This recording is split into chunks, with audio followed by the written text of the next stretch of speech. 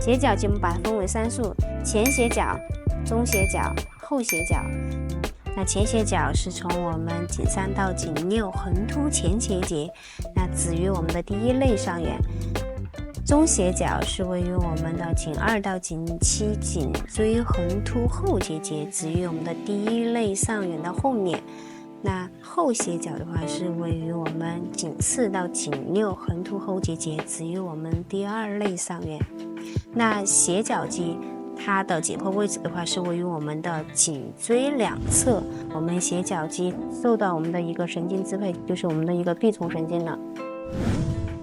臂丛神经它会导致我们的肩酸、颈椎酸痛、手麻、手凉。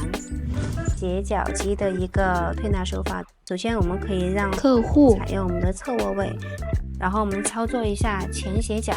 这一块肌肉的话，我们怎么样去精准的一个触诊呢？首先我们就要找到我们的颈椎横突，从我们的颞骨乳突，也就是耳后高骨这里对应下来啊，我们轻轻的用2指前后去推动一下啊，去找到我们的一个颈椎横突。那我们的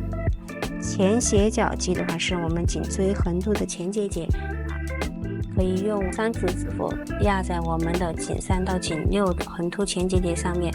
啊，压住之后从前往后轻轻的去拨动。那在操作我们颈部的时候，我们一定要注意，由于我们的颈椎横突穿插了有我们的椎动脉，所以说我们在手法触诊的时候一定要切记啊，不要按到我们的颈椎横突了。那我们只操作到它的颈椎横突前结节，轻轻的去